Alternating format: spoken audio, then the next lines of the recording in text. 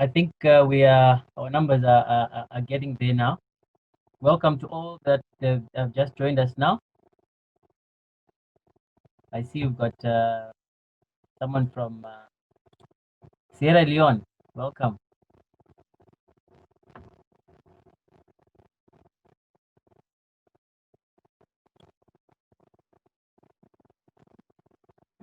Fasika from IMCS. Welcome, Fasika.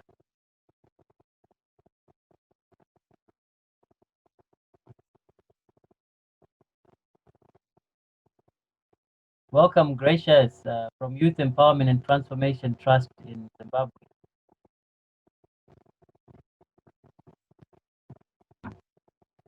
So we're just waiting for more of our participants and then we start. So for all those that are joining in, please can you just write your name, your organization, and the country that you're representing.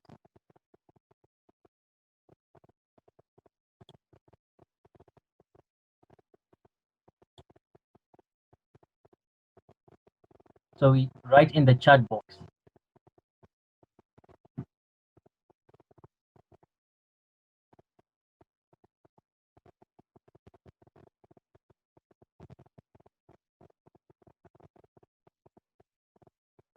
So I think we can start now. Thank you all for coming. We're happy to have you on this webinar. So I've projected the program that we are going to be following. We're hoping to stick within that time. So we're going to be reflecting on the transition of education to the new normal, the viewpoint of the students in Africa. We will allow Father Makunde to give us the welcome remarks. Father Makunde is our Pan-African chaplain, the regional chaplain for IYCS Africa, and he's also the current AMESIA Secretary General. He's based in Kenya. So, Father, over to you. Yes, Ben, thank you very much. Good morning or good afternoon to everyone who have already joined. We are pleased to come together in this new way of meeting and learning. It is our hope that the initiative that has been taken at this particular time will enable us to bridge the gap that has been caused by COVID-19 pandemic. I welcome all to be active, share your ideas and opinions, and as we plan for our respective countries, basing on our local environment, we will also be able to accommodate a number of things we need also to adapt to.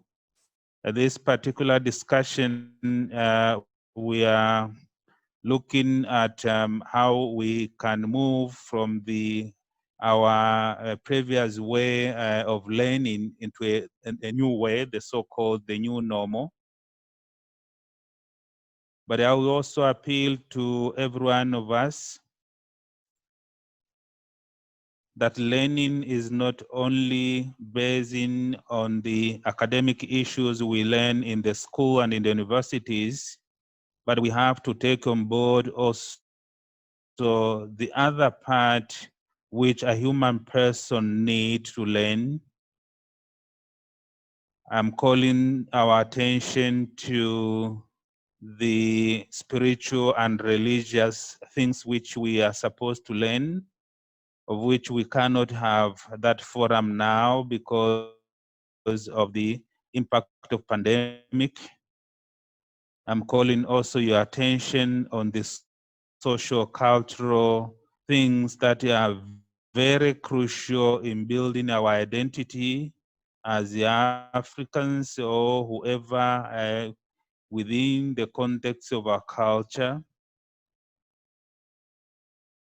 I'm calling upon our attention on the social relationships that were already established, which are now endangered by the new way of living that has been brought about by COVID-19 pandemic.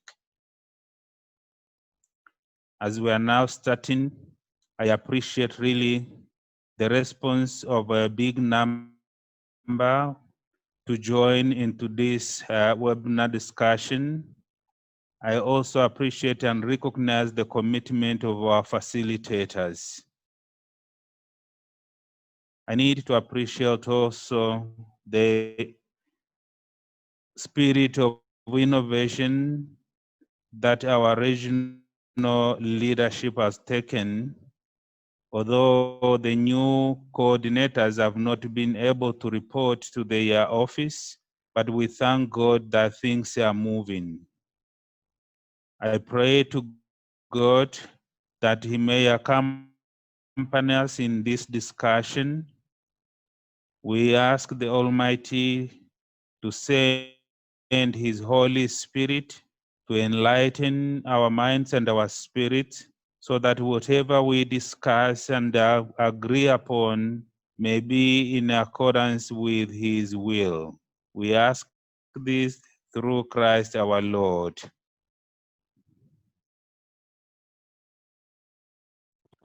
Back Amen. to you, Ben. Thank you very much, Father, for that welcome remark. We thank you as well for supporting us and coming to join us today, regardless of your busy schedule. Yes, for sure, we are in a new normal, new situation, which calls us to do things in a different way. And we are hoping that through this webinar as well, we are also going to be able to make some impact and get things moving within the African region. Thank you very much, Father.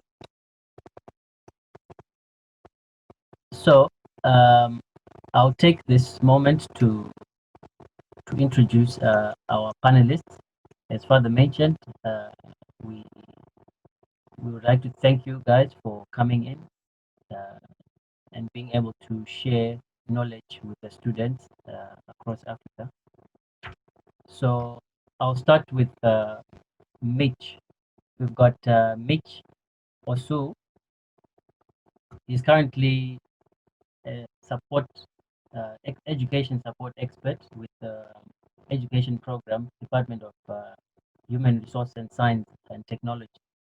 He's with the African Union. Thank you, Mitch, for coming. You'll be taking us on the view of African Union and what African Union has done in relation to the new normal, the way of learning. Thank you, Mitch. Thanks a lot, Benson. I'm happy to be here. That's right. We have Donald Tererai. Donald is an education expert. He's a learning experience expert. He's consulted various organizations like UNESCO and many other organizations that are related to education. Welcome, Donald. Thank you, Ben. I'm happy to be here. Hello, everyone. Thank you, Donald. Amongst us, we've got Dr. Florence Muinde. She's currently with the government of Kenya, but she's the director of human resource development within the public service in the department in the government of Kenya. Welcome, Doctor.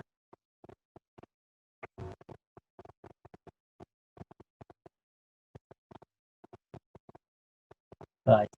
I see. Maybe she's having some connection challenges. We'll come back to her. But thank you for joining us.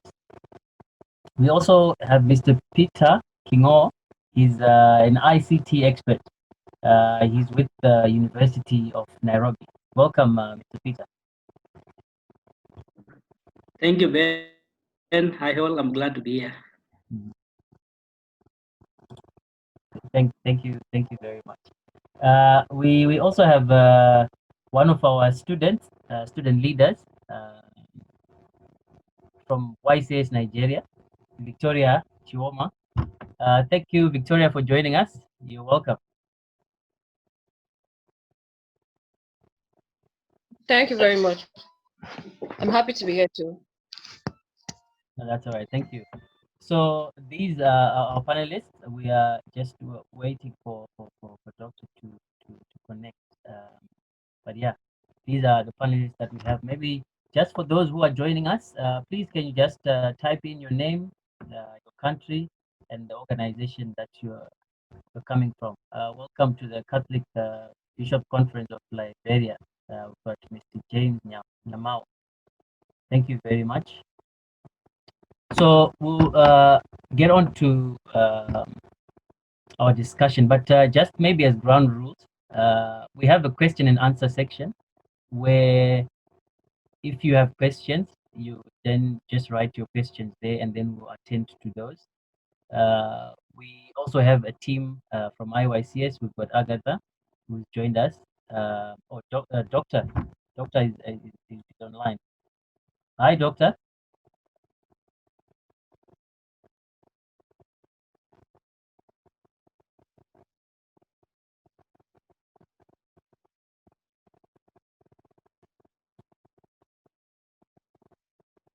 Hello, Doctor.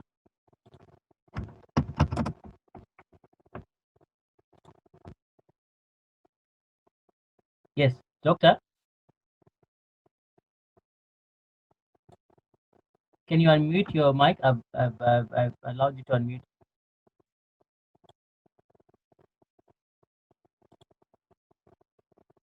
I think she's having some connection issue. But yeah, we'll come back to her.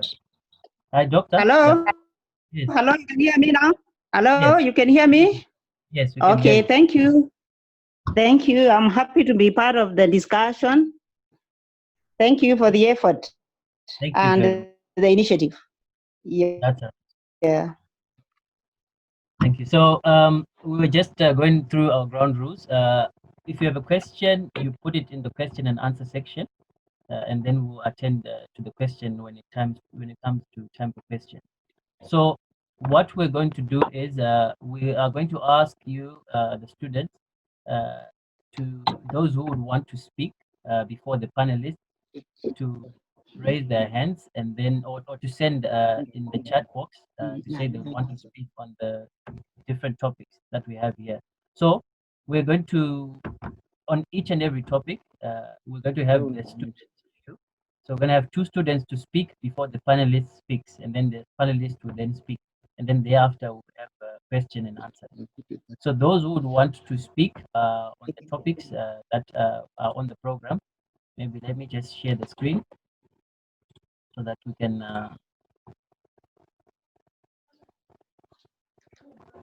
yeah, can you see my screen? It is opening. It is open. Yes, yes, we can see. I can see it. Yes. So those students who would want to speak would just take two on each topic. That is the accessibility of education in Africa, and then online learning, the infrastructure, content quality, and is the issue of digital learning. Is Africa ready?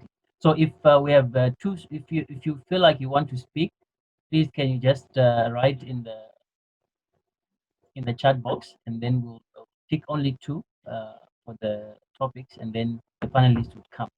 So without wasting time, we give this time to Miss Victoria to take us through the students' current reality in COVID-19 pandemic, challenges, fears, and concerns. Thank you very much.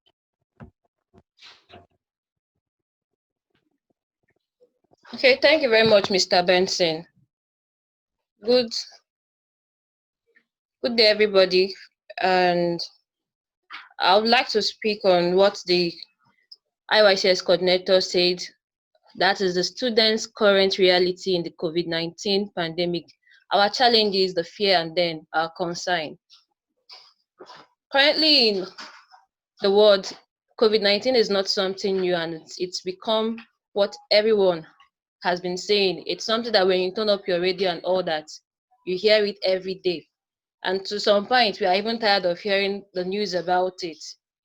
So, talking about our challenges as students, they are so numerous, and I would like to just list some, since some of my colleagues will also be listing out their challenge. After I've compiled with some of my students and some of my friends around, including the ones I've faced as a student, I came up with this as our challenges. The first is from our area, just as I told the coordinator at the earlier stage, I was complaining about electricity. These students who has been, which the school has organized some online classes for them to be able to continue their education, do not even have electricities in some parts of their countries to help them power these gadgets which they need. The next is the motivation. Some of them do not get the motivation they need. The trainers or the teachers who are involved still go by the normal way which they teach in class to conduct these trainings, and it makes them to lose the interest of learning. Another is technology literacy. Some of the lecturers and some of the students are not able to use these gadgets. They don't even know. Just as we are doing the Zoom currently, we have about 100 and something students that are registered, and then we've started this class at this time. How many of you able to come online to continue to attend this webinar? Now, from the teacher's angle, they might be seeing it as a student being unserious and all that. But to us, it's a big challenge because we don't even know how to operate some of these things. Then another thing is some students not even being able to have this gadget, maybe because they are not financial. Then another problem we have is our parents being a distraction to us. We want to do some things, and then we have a lot of activities they've picked for us to help them do. We have our friends also who are kind of distraction in our own parts in trying to learn. Also, we have the issue of bad network coverage. I think we're also facing it currently at this Zoom meeting where someone comes in to learn and all of a sudden the network is throwing him or her out of the class. Then also some persons prefer to learn in group, and some cannot even stay on a system for a very long period because it's a challenge. Some just prefer to see the person physically and then learn from that person, be able to ask, be able to practicalize. Also in the terms of the science students, where we need more of practicals to understand what is being taught on rather than theory, you find out that this new normal, which has been formed, has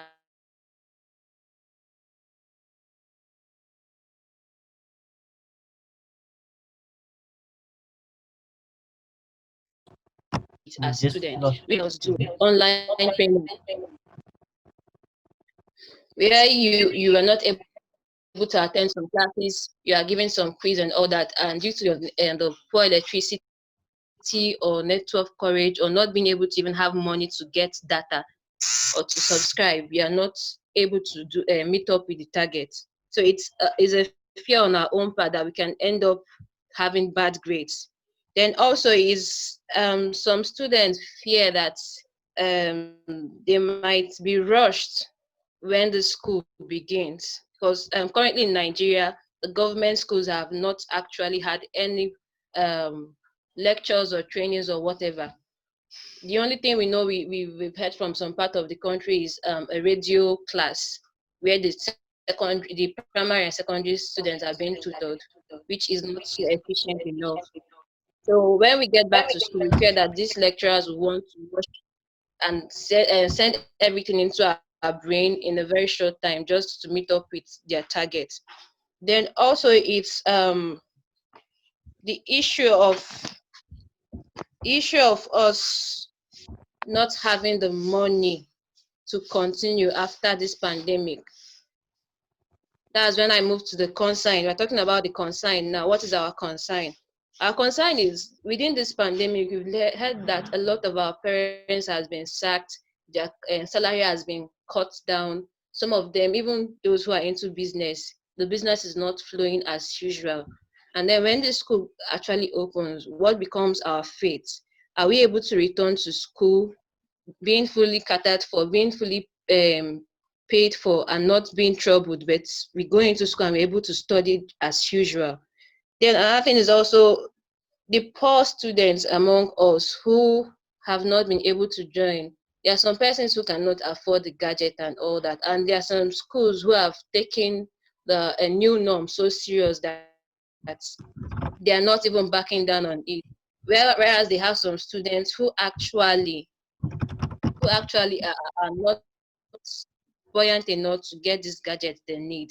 So you understand that from this area now that these students are actually left out of class, or will I say they've turned to be dropouts in this particular school. Then some students also fear that, or we fear that getting back to school, that some lecturers will still prefer to use the new pattern of education, whereby they come to lectures and tell you they've dropped the class online, you should just go on YouTube and watch, and then you should prepare for your quiz and all that. Not understanding that some students do not really understand or do not learn using that method. They prefer to see, feel, and practicalize together with the trainer or the teacher. Then also our concern is that the government are not actually doing their best in this situation. They prefer to think about the economic sectors and every other aspect. I can't remember the last time I went on the news and heard that the government has done this for the students. I'm talking about Nigeria, and I don't know about other countries. Did this for the students or did that for the students with this? The only thing we've heard so far is that they are preparing for the school to begin and all that, which maybe when the schools begin, talking about face masks, talking about disinfectant and all that, it could even still lead to the hyping of or the increase in our school fees and some embezzlement from the lecturers also. Then currently, on a lighter note, the students in Nigeria are celebrating their 103 days out of school. And it's not funny on our own part because most of us have not been able to lay our hands on any educational article, any educational books to help us. And some of us have actually gone into skills that our concern is that most of our colleagues, if we are actually 20 in school, might end up finding only 15 or even 10 coming back to school because they actually feel that currently that they need to move into things that will give them money and not just the education. So I think with that, I would like to leave the floor for other students also hear their views on their challenges, their fear, and their concern. Thank you very much, sir. Thank you very much, Victoria. What an insightful presentation there. Some scaring facts to say that 1 or 3 days without any schooling. That's really something that's scary. And I think you've put out a lot of issues that I think are of concern to many other students as well in their various countries. And I think there's been an effort around Africa uh, by the government to try to open schools, but there are many other issues that you've raised here that we see that they've not actually touched on, and we'd like to hear as well from the other students in terms of how it is in their various countries, maybe before we can then move on. Agatha, have you identified anyone who wanted to say something so that we can just open them up?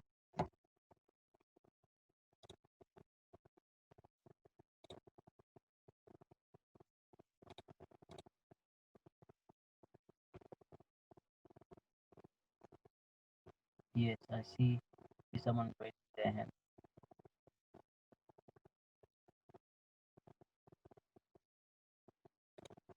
Agatha?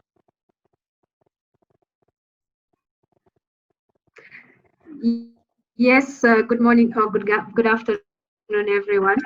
We will be having Zomo from YCS Kenya. Okay.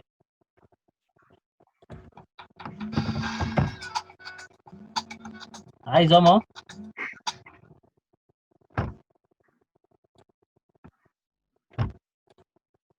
Zomo. Benson, Yes. you can hear me? Yes, we can hear you now. Please, can you have your Okay, submission? Yeah. so, okay, you can hear me clearly? Yes, we can hear you.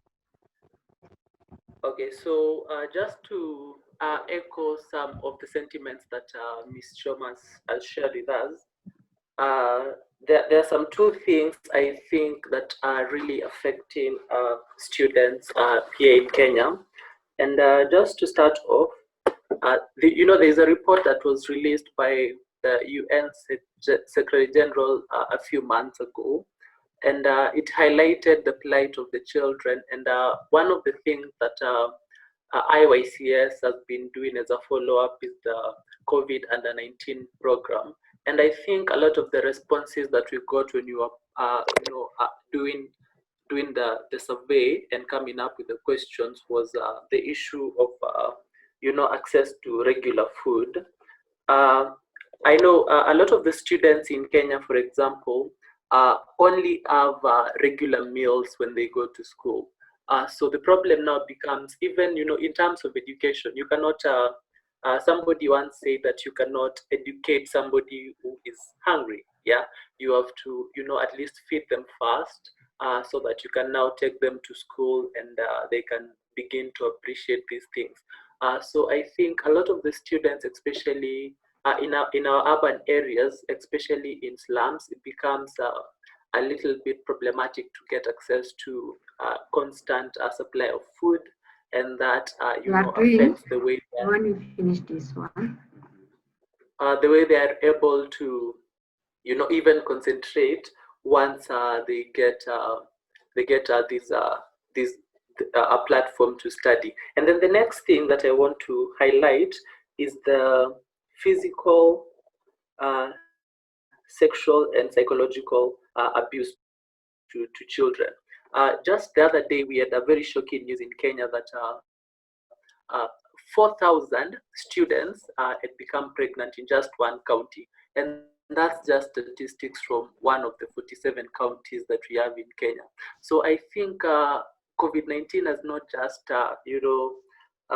given a platform. And according to statistics in Kenya, the police are always telling us that sexual abuse and physical abuse to children, and especially students, happens by a person they know, a family relative, maybe the dad, a close uncle, or somebody who they look up to, somebody who's supposed to be ensuring that they are, living their life. So I think our children and students have been subjected to a lot of physical and sexual and psychological torture, which in a way, these two things, in as much as they are not directly linked to education per se, it becomes an effect that we cannot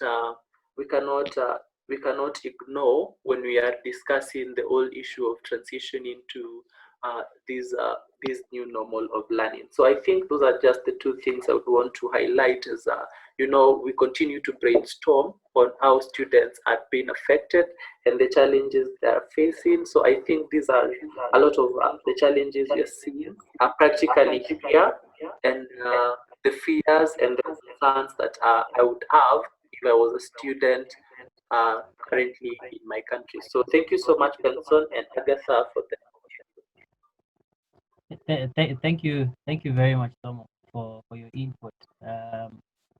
I think you are bringing very key issues here that are going on around, especially when children are out of school. There's a lot that happens. You see this abuse that's also going on. That becomes a very serious issue as well that we also need to address. Maybe we can give this time to Philip just to quickly share their view from Sierra Leone.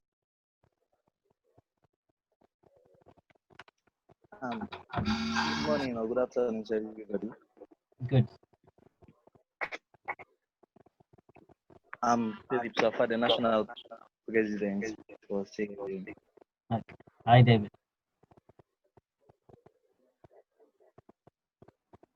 Can you hear me? Yes, we can hear you.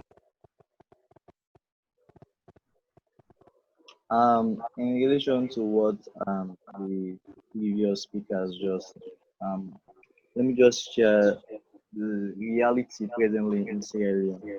Well, since 31st of March, all schools were asked to close, schools and universities were asked to close.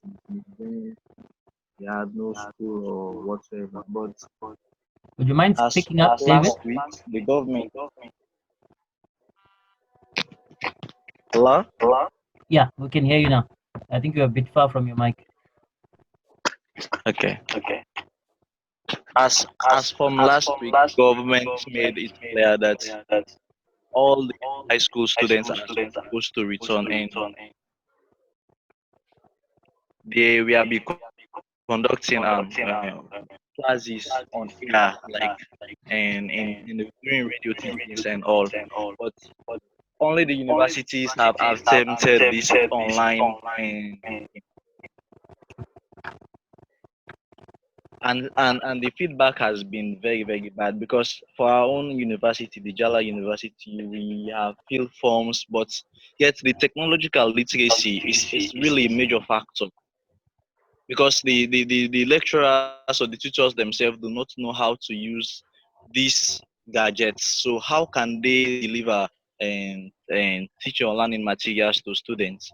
It's a major concern. The internet infrastructure in Sierra Leone is also a major concern, because the data here is very expensive. So only few, I would say 5 to 10% of those students in universities or in the high school have access to even email address. So it's really a major concern in our country. So there have been efforts, because by God's grace in August, the government said they are to take their exams, because for those in public exams classes, like for the WAS, those in senior secondary school exams, and those in junior secondary schools have been asked to return back to school by July 1st. So those of us in universities and all, we are still waiting for this online. So it has really been a very difficult task. In fact, like what Miss Choma said, this again has helped most people to revert to their normal, like go into skill training, and it's really a major factor in Sierra Leone. So the issue of this internet or online or e-learning process is more like a dream than a reality in Sierra Leone.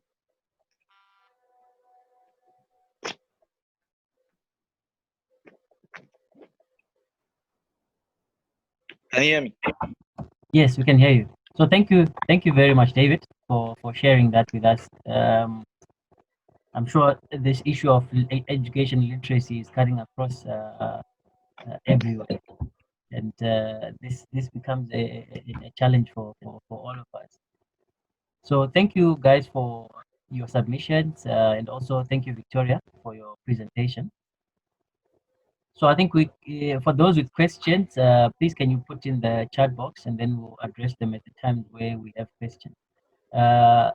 So we move on to Mr. Peter, who's going to share with us the accessibility of education in this new normal. I'm sure he's speaking into these issues as well that have been raised with the students. Over to you, Mr. Peter. Thank you, Benson. Thank you. I will be taking you through this topic. Thank you, Ben, for welcoming me. Chaplain Anton, fellow panelists and participants. So this is a journey, and we are talking of the new normal. And this new normal has come and is here with us, and we need to adjust. Probably I would start by talking about the new normal, which everybody is saying, but what exactly is the new normal?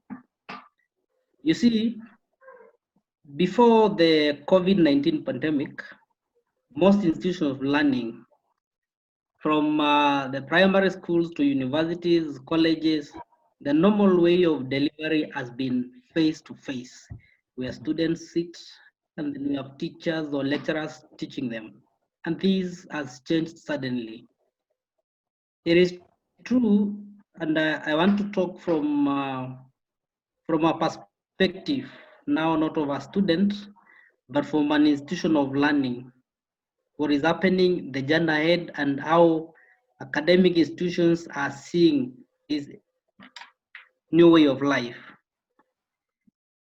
Now, whether it is parents who are homeschooling their kids, maybe helping them in their homework, whether we are talking of teachers keeping 30 kids in a Zoom call, whether we are talking of pupils seated in new socially distant desks, education's new normal will change a lot with the COVID-19.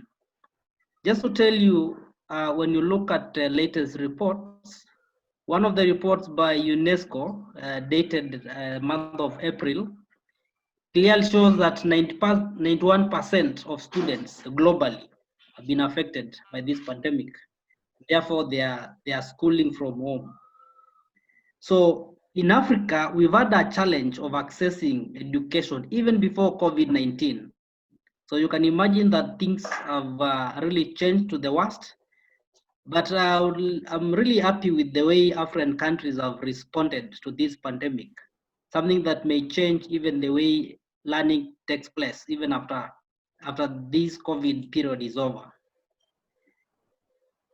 You see, African governments, most of them are closed, most of their schools. We even have some places where we had local total lockdown. But we've seen governments through the Ministry of Education move very fast in different countries to try and look for alternative ways of doing this. We have seen governments promote accessibility of education during this period, or what we are calling the new normal, where we have kids at home, all students at all levels at home, and they're trying to study at home. We have seen governments partner with the non-government organizations. We have seen governments partner with the private sector to provide education.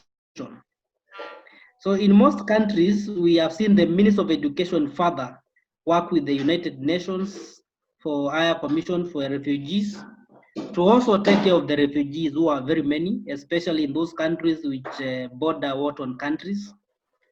And so, lucky enough, most African countries have responded very fast and ensured that more students are able to access education.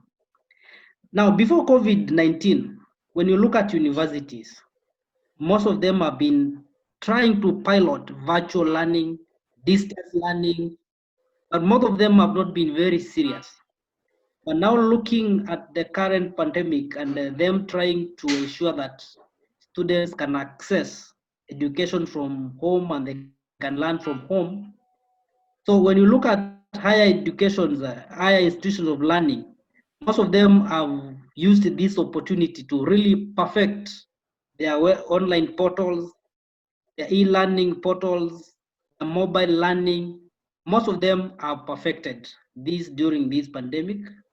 And I can say that in this new normal, you can be very sure that going forward, even when we go back to normal, most of the things that have been adopted during the abnormal period, we will proceed. And so the person who is suffering here is the students and the parents. You see, the new normal came so fast and the students were not prepared, neither were the parents prepared. Now, looking at how different countries have responded, I can tell you that some of the policies that have been put in place may last for long. For example, we have seen universities, the senates or the organs that make policies in universities. We have seen them, for example, change the policies on exams, where before they were allowing that you only sit for an exam in a controlled classroom where we have supervision. But now we can see that most of bodies that make rules and policies in most of these institutions of higher learning now have allowed that exams can be taken online. We have seen most institutions take on open book. We have seen exams change to multiple choice. We have seen very good innovations. You will ask me something like mathematics. We have seen very interesting platforms like WebWorks, where questions are given at random, 1,000 questions. You are doing your exams at home, maybe a class of 100 students. We have over 1,000 questions that are randomized. So even if you are doing an exam at home, you cannot really get to ask your friend, because you may end up doing different exams, different questions. So really, we have seen this change, and this is something that's likely to be taken going forward, especially with the adjustment of policies. In the new normal, like I've said, we have also seen governments pushing very hard to ensure that students access education. We have seen publishers, those people who publish textbooks, we have seen them open up. We have seen, like here in Kenya, we have seen them open their e-learning portals and allowing students to access for free. And so we have so many players, we have so many stakeholders who have really volunteered and stepped forward to provide new ways of accessing content. I see most of these innovations continue after the normal. And for me, this may be the new normal. Now, when we talk of the students, we have, I can say we have two types of students, or we have three types of students. We have those students in urban areas whom I cannot say have suffered a lot. We have those students in very remote rural areas in Africa. And you know, in Africa, the way politics are done, you have cities and you have towns which have really developed, but we have very remote, poor rural areas where electricity is yet to be connected, where they've not heard of internet. And this, I think, is represented in every country. And so, what does this mean to the accessibility of education in the new normal here in Africa? Now, let's take a case in the urban areas. In almost all African countries where the urban areas are well developed, we have seen students take online learning through Zoom, Google Meet, Google Classrooms, e-learning portals, WebWorks, Cisco, many other technologies. Most governments have provided a way of teaching through TV, radios, edtech applications, mobile phone through what we call as mobile learning, education websites, publisher portals, and it seems to work very well in the urban areas. We have seen for the very lower grades, the kindergarten, the baby class, the nursery, and all those, the very young students, we have seen the teachers engage them through email, where assignments are sent on WhatsApp or on email to the parents. They are done by the kid, then they are sent back through WhatsApp. We have seen that happen in the rural areas. That works okay, but it is not working very well with the rural areas, where even if it was possible, most of them don't have televisions because of lack of electricity and also internet. And that is a challenge, and which is the biggest difference between urban areas and the rural areas in the way students are empowered to access education. So this remains a challenge even as we talk of the new normal, where technology is driving the new normal in accessing education. We still find there are big gaps. But we have seen governments also work very hard. For example, here in Kenya, I don't know how many other countries in Africa. I know in Kenya, we have a company that has partnered with Google to have what we call as the Google Loons, which are like big balloons, and areas that were remote could not access internet now can access through the Google Loons. Not sure how many of these initiatives we have in other countries, but now the new normal may uphold this, and this may be the way to go. Probably a blended learning when we go back to classes, but I see the new normal being something that we need to adjust and fit into. When you look at the rural areas, there are very many challenges. Talk of phones, not many of them have phones, even if you are to send something on WhatsApp. Bundles is a problem, connection internet is a problem, and even affording the smartphones may be a challenge. We have had very many challenges from the students, but now when you talk of accessibility from the institutions of learning, especially the higher institution of learning, you can be very sure there's still a challenge in the rural areas, but the governments and these institutions are working very hard to address these challenges. And we can be very sure if this pandemic continues, and we are going to have a new scenario where most of the challenges that have been there in Africa are sorted, and the new normal almost takes over. So one of the biggest challenges we are having is to do with the refugees. You realize that like somebody has pointed out, I think it was Nzomo, most refugees are taken to school to access the food or the free food program. So education comes second in that. And again, like Nzomo said, we will need these kids to be well fed so that they can understand. Now, even if you are to provide education right now, these kids have that problem. But the fact remains, yes, it is a challenge to refugees, but it's the new normal that we need to adjust to. In those camps, in those refugee camps, we have had internet installed, electricity connected, and we have volunteers who are like teaching, maybe through radios, where people sit together in social distance and they're able to listen. So the new normal is indeed taking over, and it may be with us for quite some time. As I just conclude, we have the other issue that has been pointed out, where during total lockdown in most countries, we have the parents at home with their kids, and therefore it is required that now the parents take over as teachers. And we have seen many parents take over this role. We have seen parents who are not teachers adjust, start teaching their kids. And now parents understand much better that they need to participate fully in the education of their kids. Now parents understand where their students or their kids score those low grades or those higher grades. So parents for a long time have taken the blame on teachers, but I think now parents understand their role in education, and in the new normal, we have education being promoted through involvement of parents and the guardians. We still have a challenge where the guardians or the parents are not educated, but you can be very sure in the new normal, we have tutors who have been employed to tuition these students. So the new normal has now involved the parents fully in the education of their parents.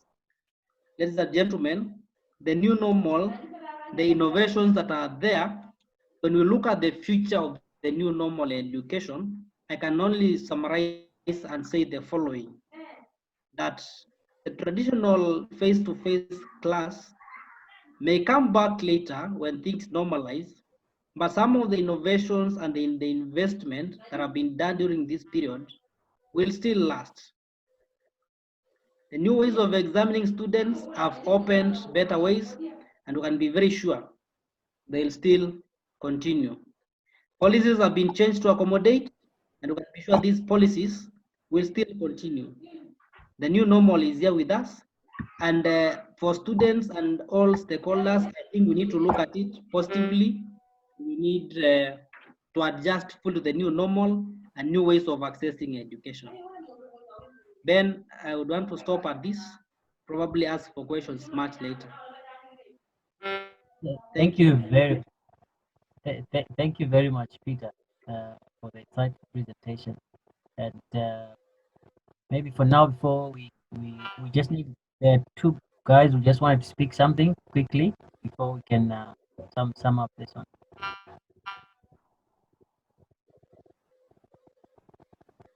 Agat?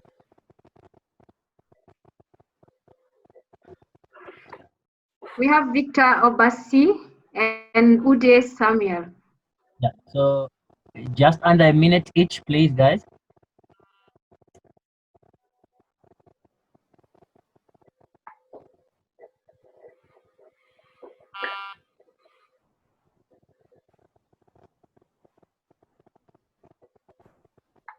Victor? Sir? Yes. I don't know if you can hear me. Yeah, we can hear you. Okay, Obasi Victor, YCS Nigeria.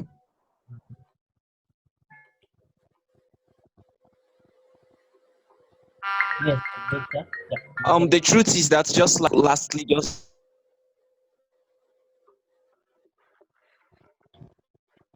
said, shifts to education, just Africa, but the whole world. Can you come back? We lost you. Hello? You start from the top. We Okay, lost. I said that. Okay, can you hear me now? Yes. Okay, from the last speaker, just like he said rightly, the COVID-19 pandemic have brought a paradigm shift in education, not just in Africa, but the whole world at large. But the truth is that as many are just quite prepared for these shifts, there are others who are left behind in the trail. And I'm speaking from my country, Nigeria, and where I'm based actually, because looking at the approach, students are even though finding it difficult to cope with these paradigm shifts the COVID-19 pandemic have brought to the education sector. Not just because they do not want to, but because they are unfavored by so many situations. Just recently, the price of many internet accessing devices went or skyrocketed, meaning that even those students who wants to key into the new paradigm now is finding it very difficult. So to say, I would like to appreciate this little discussion and also plead with all that as we rub minds together, let us look at solutions to bringing this paradigm shift closer, like bringing the divide closer to those who are not able to access the internet, as we also wait for the return of the classroom lectures. Thank you very much. That's fine. Thank you very much. We can have the last submission before we can sum this up in just under a minute.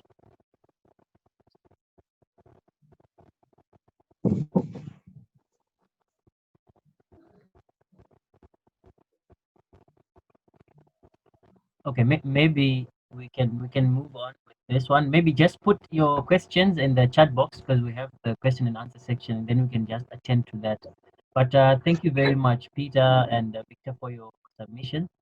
I think it's really coming out that in terms of accessibility, it's a key concern because it's not everyone who's able to access.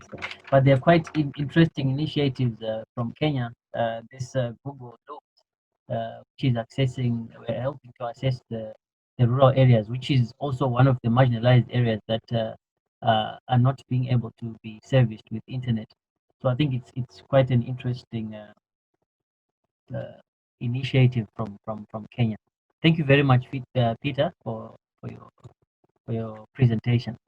So we move on to Dr. Florence Muinde, who's going to take us through these issues of infrastructure, speaking into also what Peter had just shared in terms of how to access internet, how to access online learning in the different areas.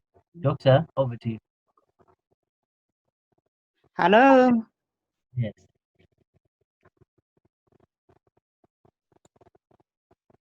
Hi, Doctor.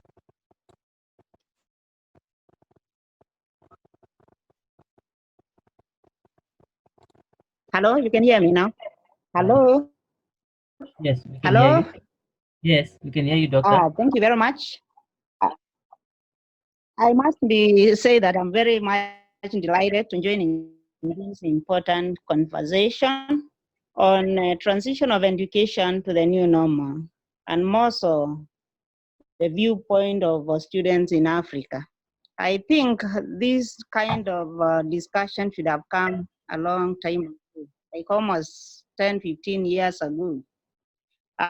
I say this because 10 years ago, I undertook my PhD. I collected data in Kenya, in particular, among universities and research institutions.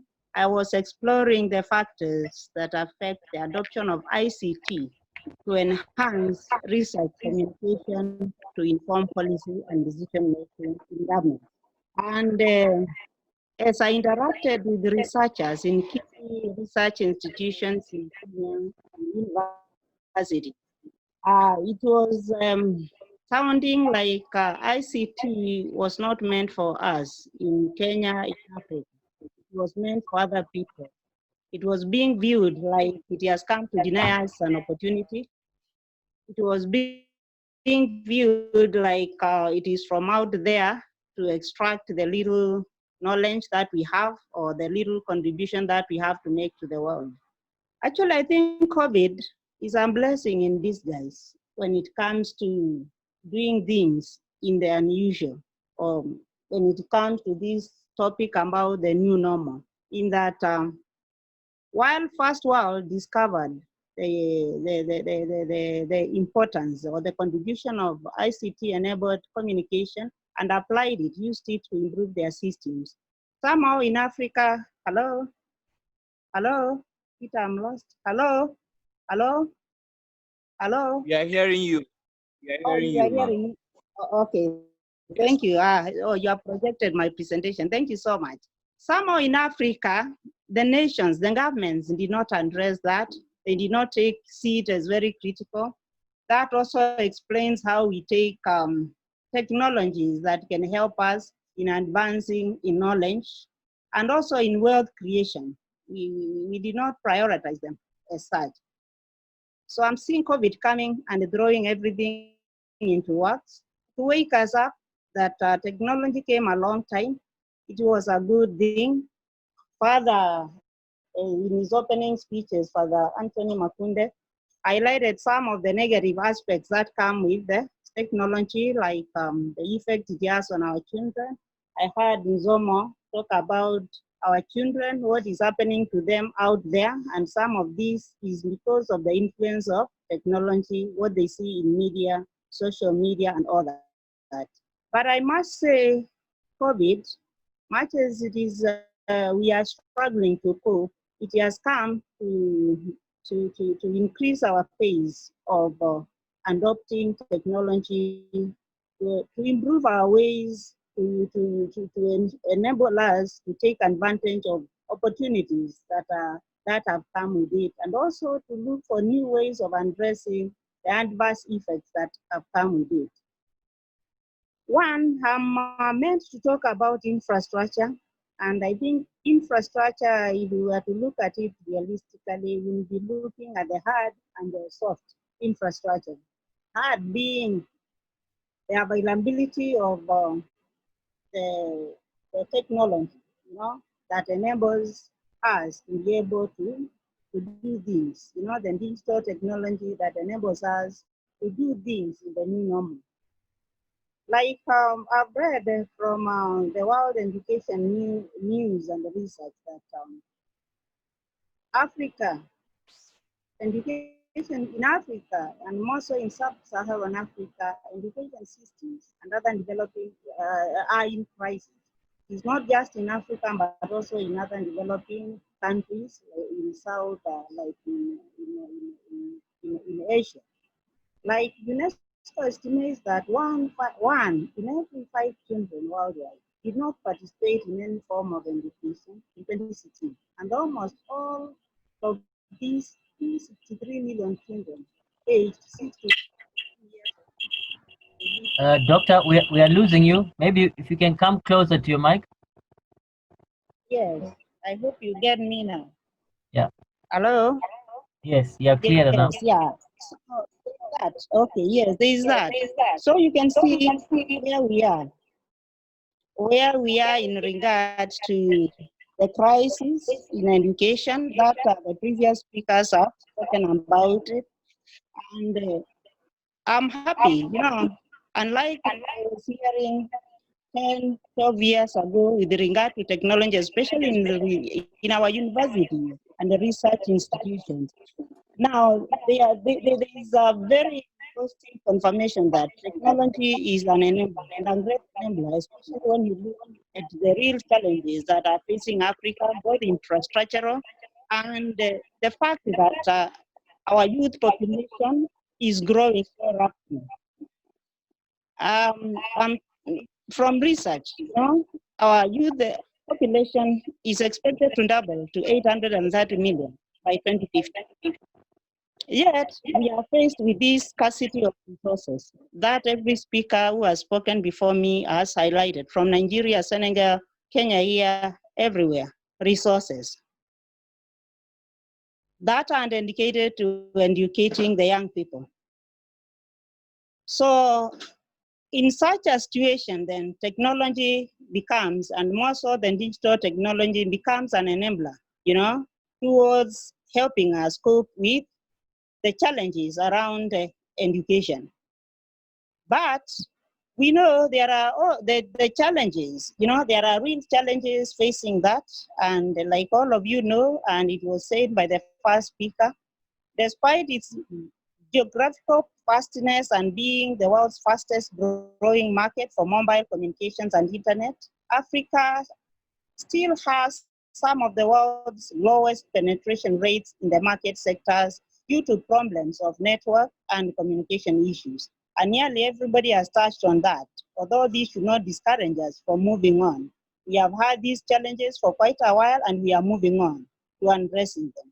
I think the speaker from Kenya, talked about the many policies that governments across Africa and elsewhere in the world, and more so Africa where we are behind, they have put in place to address this challenge of the digital divide to enable us to be able to do things in the new normal.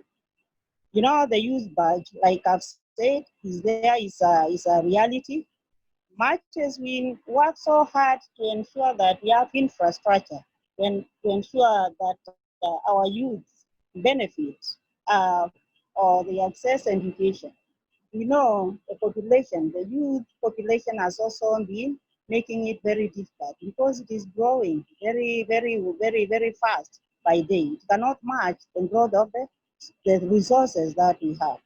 So in this case, then technology becomes an enabler, and we need, as we move on, to discuss how governments are going to enhance what they are doing now to make it a reality. Like I've said, in Africa, even construction of ever more higher education institutions. There is a recent report by World Bank which said the increasing demand and limited supply of tertiary education in Sub-Saharan Africa region has led to tertiary education being available only to a subset of the youth population. Doctor, can you come closer to your mic, please? You're fading out. Yeah, that's fine. Okay. Can you hear me? I hope now. Yes. So we really have a challenge there, and we need to do something so that we can be able to enhance access to education in the new normal, in the new way of doing things. We have seen that public universities in Sub-Saharan Africa have grown from 100 to 500 between 1990 and 2014 from the World Education News Review. While the number of private higher education institutions skyrocketed from 30 to more than 1,000. We give an example of Kenya. In 1989, we had 4 universities. Today, there are many, they are numerous. I come from Kenya, but I may not be able even to list all of them. Nigeria, the commission there, National University Commission, processing currently applications from 292. This is a development that could nearly triple the number of Nigerian higher education institutions. Ethiopia, from 2 universities and colleges that in total had capacity to enroll 10,000 in 1991 to 36 public higher education institutions by 2014-15, while the number of private institutions jumped from 0 to more than 100. But what is challenging is, despite these efforts to build on the infrastructure, most African countries have been experiencing severe capacity shortages. From research in Nigeria, we are told less than 40% of university applicants gain admission, less than 40%, effectively locking out 1 million aspiring students each year. The same applies in my country, Kenya. We had even to raise the cut-off point to ensure that we limit the numbers in order to fit in the universities that we have, and also to ensure to align to the skill demand, to ensure the courses are also aligned to the skill demand that we have in the economy. So, like Kevin Anthony, the Vice Chancellor of the Pan-African University, in a recent interview said that Africa will need to build 10 universities a week, each one enrolling 10,000 students every week for the next 12 years. And I don't think this is sustainable, looking at the kind of resources that we have. So such change cannot be embraced by expanding an existing system. It demands a new approach to the academic model, to quality, and to funding. And I think that is what I'm hearing from every speaker who has spoken. Despite our challenges as Africa, as a developing country, like when we look at the growth of education, private versus public education enrollment growth in Africa, and between 2005-2013, from the primary education, private sector, there was 7% compared to 13.6% in public. But it has continued to increase in the private sector. Like we have got 5.5% private sector, and government is reducing in primary to 2.5%. Secondary education, 7%, 6.4% in public. Tertiary, we have got 14.6% to 7 compared to 7.7% in the public. That is in Africa, growing from World Education Services, news and research. So you can see, really, we have a challenge here.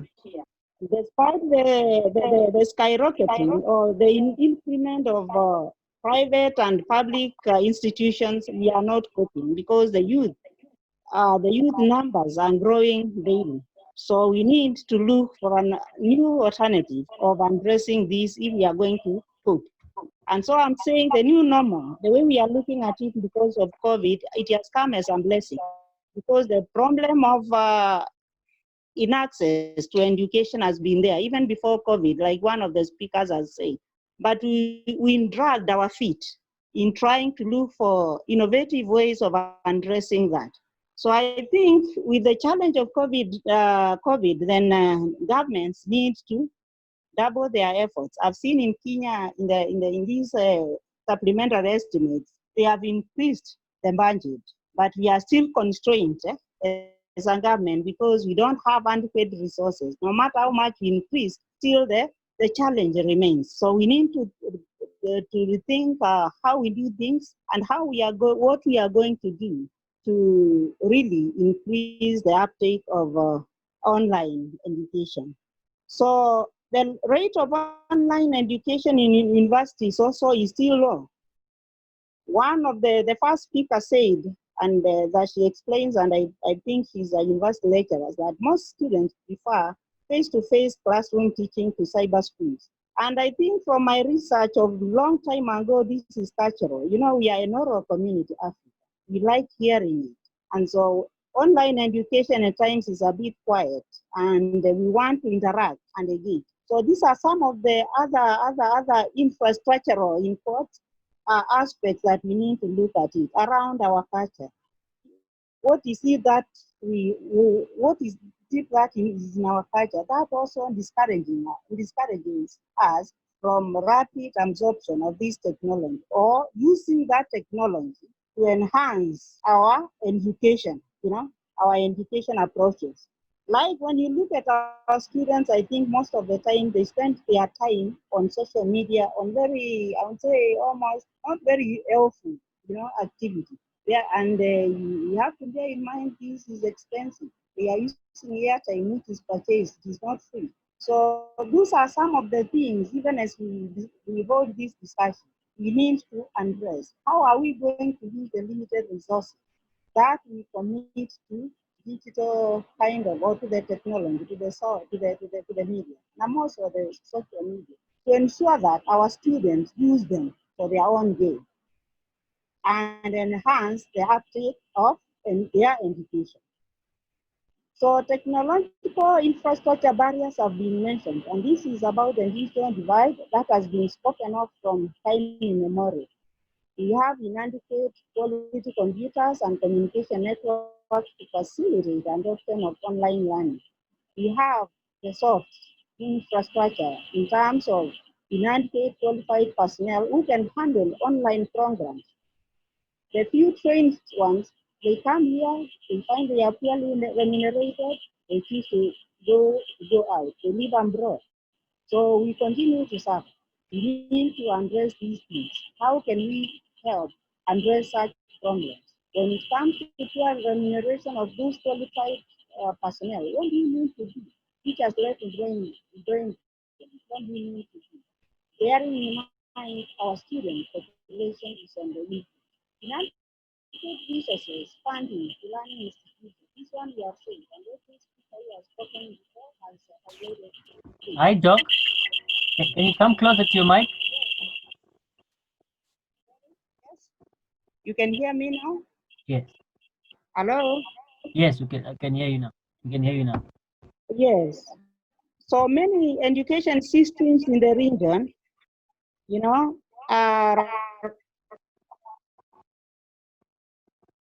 are already chronically underfunded. And I think that has been highlighted.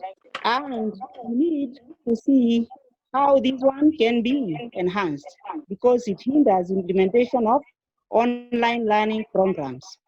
But all is not lost. I can continue and continue. Most of the issues have been highlighted on infrastructure. But there are advantages, opportunities that have been working. Africa, some of our technological innovations, groundbreaking technological innovations have been found in Africa. And we can do more, and we are doing more. We are not losing hope. We continue working hard, increasing budgets to ensure that we address that. Like there are efforts like tax waivers on computers and computer parts importation in many African countries. In Kenya, here, Ghana, I think Nigeria, among others. This makes it easy for institutions to be updated with modern computers and internet to facilitate online educational systems.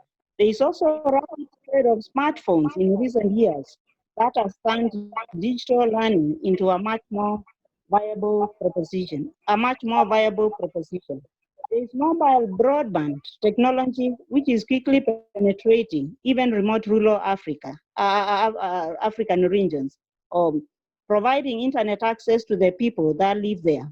Africa's population of over 1 billion made it the world's fastest growing market for mobile communication and internet in the world. In mid-2010, mobile users were about 90%. So we need also to see how to turn these, to teach our populations on how they can use this mobile to access or to increase the opportunity for online learning. And I think somebody has mentioned that in the presentation. So what we are saying, online education is one way of helping Africa address the many challenges, infrastructural challenges, or access to education challenges in the new normal. And here in Africa, online education is, and elsewhere in developing world, is considered a promising means to increase access to education. Some observers consider Africa the most dynamic e-learning market on the planet, and this is known. So we need to turn this into an advantage.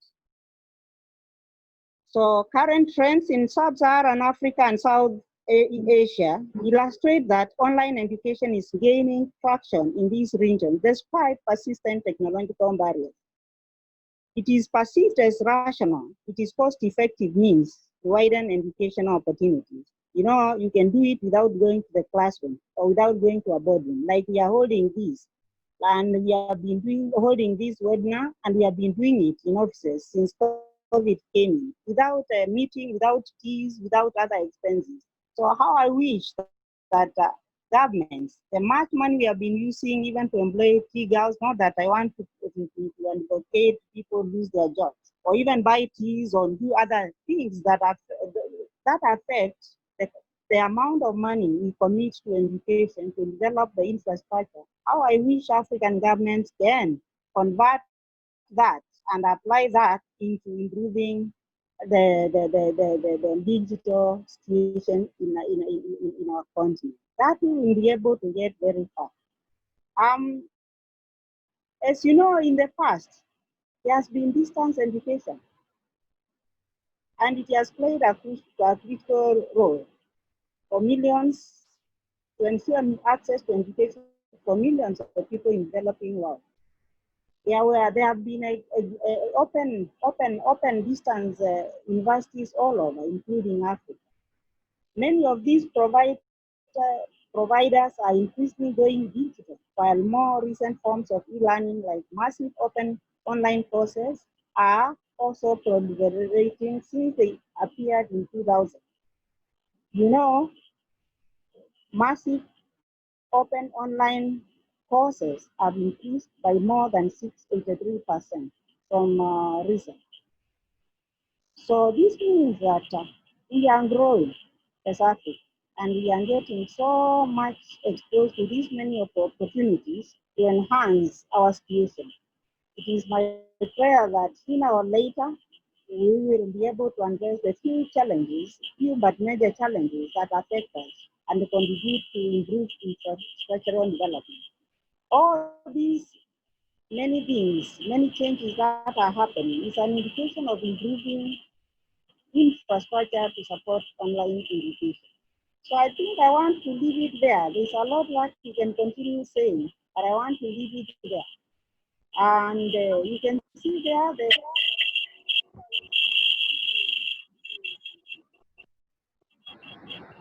Yes, doctor. We are losing you. Can you come closer to your mic? Yes.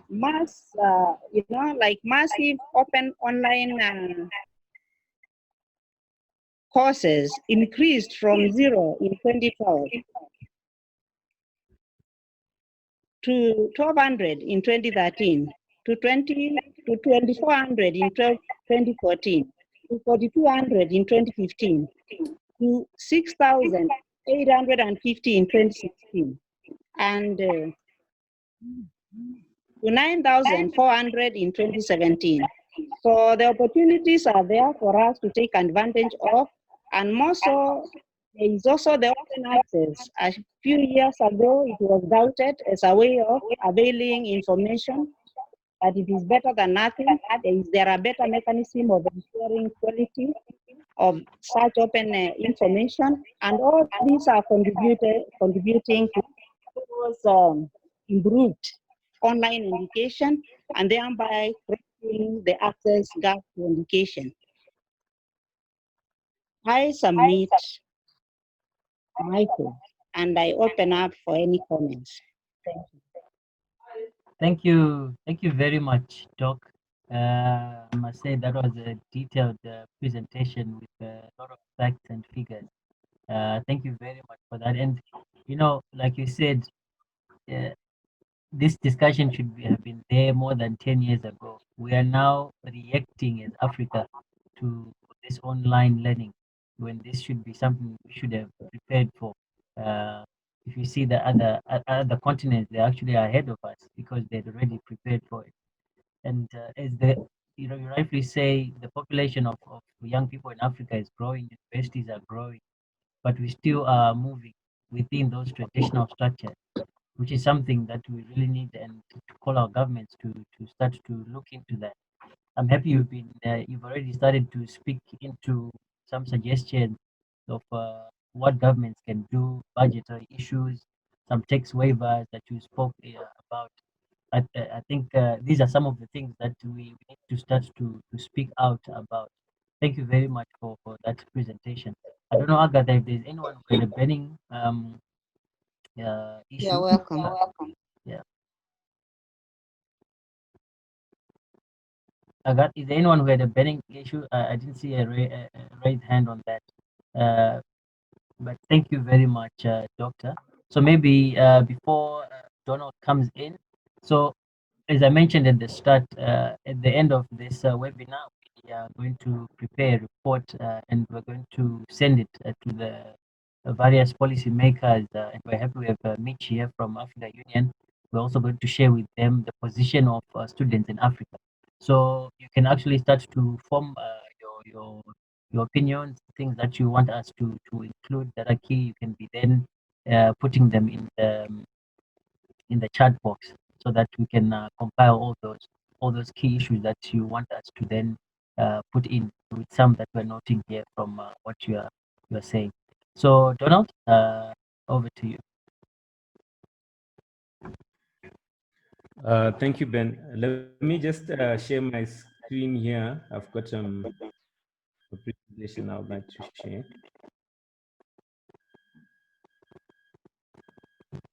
Can you hear me clearly, Ben? Yes, you're quite clear.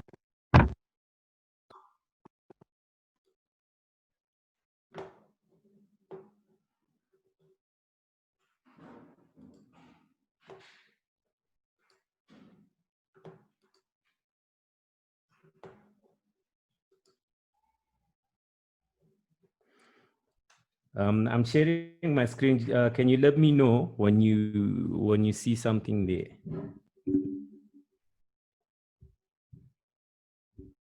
I can see personally. Okay. Okay. So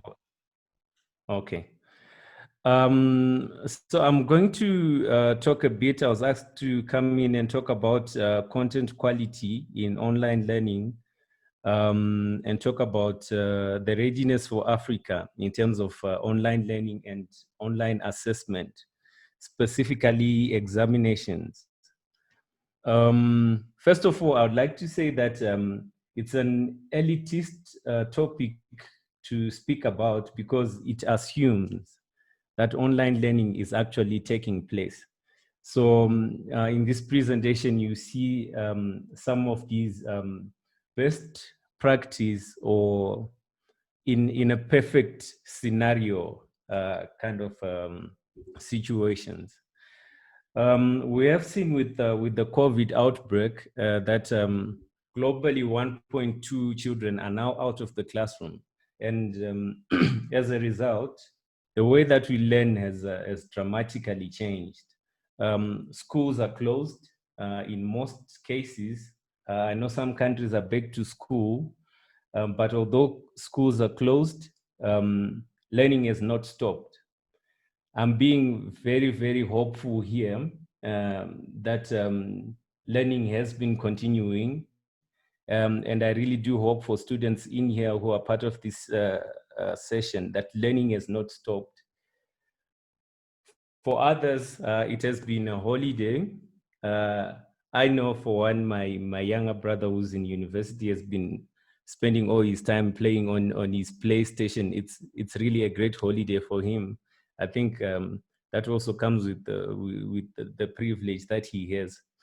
But now we've come to a point where learning needs to move from a traditional education modality to an online education modality. Our institutions are now beginning to actively think about it, or are even moving from this traditional sense to an online sense. Research that have been done, they show that online learning increases retention of information. It takes less time for students to learn. And therefore it means, I think there's a speaker who said something like this, that the changes that have been caused to education because of COVID-19 might actually be here to stay. If we look at the traditional style of teaching, we used to come into the classroom, we meet our instructors in there. There was a personal element to learning. The teacher could identify with us as students. There were some little details that made the learning experience exciting. Some of these are, for example, the teacher can notice that you're sleeping. The teacher can notice that you're not paying attention in class and can really focus on you one-on-one.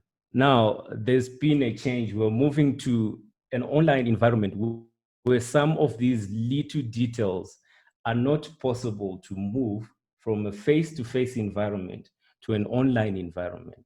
So this is a new dimension. Does it mean that learning cannot take place? No. But is it going to be the same? It's not going to be the same. We have seen sometimes, for example, we are here in this webinar. There could be people who simply logged in and left the webinar running and they're outside doing something else. Possibly someone is focusing on doing multiple tasks on their computer and so on. So these are some of the things that take away from the learning experience. And then you start asking yourself, when you are in an online environment, does actual learning take place? So this is the question that really needs to be answered. And when it's answered, it may help us to develop learning that is helpful for students, even in an online environment. So when I got this topic from Benson and he was asking, is Africa ready for online learning in terms of the content quality and in terms of online examinations? I thought to myself, this is a mystery box that we are looking into. Online learning presents its own set of challenges, but also it brings its own sets of opportunities. So although there are many things that we don't know, there are some things that we know that we really need to focus on. The first thing that we know is that our teachers are well trained. Our teachers are subject experts. They know their subject, they know their content. So when you ask me on the content quality of online learning, I think the teachers have got the content. But do I believe that they are capable of bringing this online? This is another issue. Although we know that our teachers are subject experts, sometimes they might not know the technologies that we are using. Take a look, for example, at the tweet in this slide here. It says a professor of biology delivered a 1-hour video lecture with audio on mute. Imagine all the waste of that content. So for me, the content is there. We've got the subject experts, but we need to understand what online learning experiences mean and how we can bring this to life. Here is another thing that we know in terms of examinations. In the traditional, in an examination hall, it is a very controlled environment. Students come in, they get their question papers, they answer their questions, and so on. Generally, it's a well-controlled environment. There's a speaker who spoke earlier on examinations and remote examining. I tend to take a different view in terms of remote examining. I believe that we do not have at the moment, not in Africa, but in the world, we do not have software or technology for remote examining that can stop the cheating that can take place in examinations. I think this is something that can be discussed in another forum. But I believe assessment and examinations in an online environment still have got a long way to go. It's a good thing that it's possible, though, at this point in time.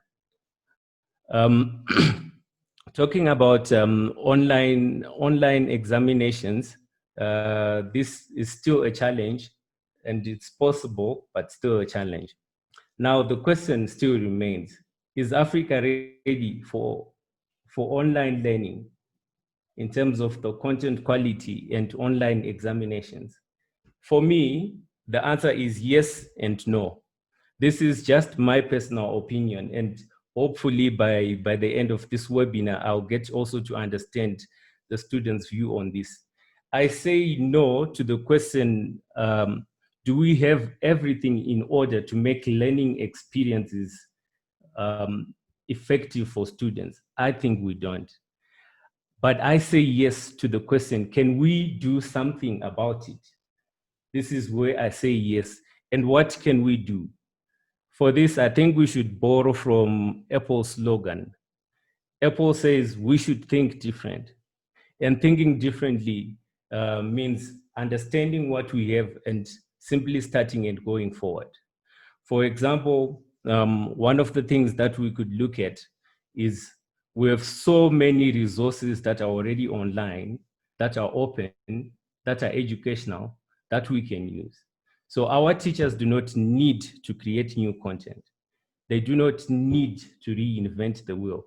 They can already start on what already exists, moving on. And we keep on contextualizing it. And as we go along, 5-10 years along the line, we could have our own new content. Also, there are a number of opportunities to develop skills. For example, Doctor was talking about massive open online courses, these MOOCs. Our teachers and even our students, anyone who wants can develop new skills using these available opportunities. So my take on this is we should start and keep going and improve as we move along. But this is just my take. I think for the purposes of this webinar, we want to understand more what your viewpoints are as students. So I would also like to learn more from you. What have been your experiences in terms of the actual content for those who have been learning online, and for those who have been in digital examinations? How have you found them? Do you think it's actually quality assessment? If for those who are not able to talk or who may not get the chance to speak, you can just share your brief thoughts or remarks in the chat section, and we can get your standpoint from there. Thank you so much, Ben. Thank you very much, Donald, for your presentation. Yeah, it's quite interesting. We also have, as much as we want to go with, thank you, Donald. Sorry, I had muted myself there. So it's also interesting to know that in as much as we are calling for digital learning, there's also a lot that still needs to be done in terms of preparing us, preparing the institutions as well, so that they are able to deliver lessons online.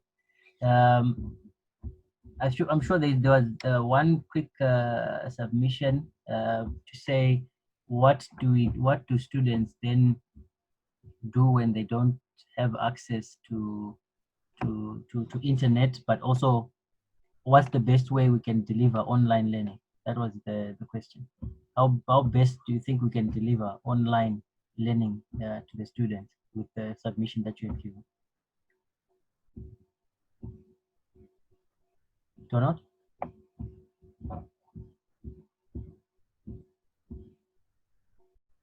Sorry, Ben, is that a question? I didn't quite get that. No, there was just a quick question. They were saying, how best can we deliver online learning in terms of the teachers? How best can we prepare teachers to deliver online learning? Or for teachers, I think it's a case by case basis, and this is just this is just advice which is generic. What is very helpful is to understand who your students are and what they have got. So you need to use the resources that are at your disposal. For example, you cannot try to go online and use an LMS if your students do not have access to a computer. If your students have got access to WhatsApp, then tailor your learning experiences to WhatsApp so that all your students can have access. It's just generic advice, but I think it's all on a case-by-case basis. So if there's a specific case, it would need to be studied on its merits. That's fine. Thank you very much, Donald. We are running a bit behind time.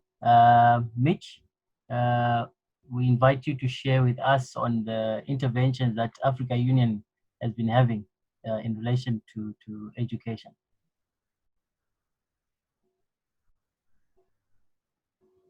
Mitch? All right. Hey, thanks a lot. Thanks a lot, Benson. Let me share my screen.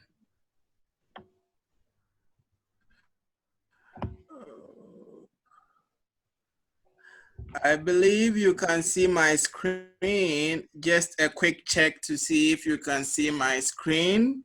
Yes, we can. And you can hear me well. Yeah. Yes, we can hear you well. Yeah. Great. So really, while listening to this conversation, I've really been thinking a lot, and I have been asking myself, really, as Donald spoke to, it's an issue of a yes and a no, and it really needs a lot of. It looks like my screen sharing is paused for some reason. I don't know why. Let me resume share. Sorry. All right, no problem. I think I just want to speak a little before I share my screen, so let me just go ahead. But I was really thinking about the real challenges that we have on ground when it comes to what this COVID has really brought us into. And I think this is the time when Africa is being called upon to come up with its own solutions, you know, and at large scale, so to say. This is the time where Africa cannot really rely on foreign help as a primary approach to solving these challenges, because the challenges are embedded in our societies, and really we are the ones who understand it. Furthermore, everyone else is trying to take care of their own problems, and resources are not forthcoming, and so we are really being moved to come up with solutions that we develop, that we finance, and we really implement. So then the question comes, if you do not have the finances, you do not have that external technical support, what do you do with the current resources you have? This is the situation we have. What do you do with the current resources and the knowledge you have? You know, we heard about things, some of the initiatives mentioned, like the Google balloons and so on. But then most of these solutions are not scalable. You cannot really scale it and really make it work for everyone. So it's a problem, and it's a new technology. There's a lot of cost associated with it. So I think as I listened, I was really moved, and I think, Benson, the real issues that we should be coming out of this webinar is the challenges that have been raised by the students, And furthermore, I am hoping to be able to hear from some of the students what they think is the solution. And I think it's a hard question, but I'll be happy if I got an answer from one of the students. What do they think their government can do? Because we've raised issues of internet connectivity, devices that need to be used, and people don't have these devices. And you're talking about internet connectivity. This is not something that can be solved in just a short time. Right now, governments are looking for short-term solutions, low-hanging fruits. COVID is upon us. You can't say I'm about to initiate a project to build masts and connectivity for all rural areas in the next 5 years. COVID is upon us already. You need something that can be done quickly. And at the same time, governments are being forced to focus on health. Health is the #1 priority here. The investment is going into health. The scale of preference is favoring health. So they want to address the issues of education, but they think first about health. How are we going to implement guidelines to make sure people are safe and the spread is contained? Education is coming second or maybe third. So looking at all this, this is the context we are faced with. How do we really address these challenges in the midst of all this context, some of which I've talked about? So this is really something that I was really thinking about as all the presentations is going on. And I really wanted to add that before I even start sharing about the AU response. So I'll go ahead and do that.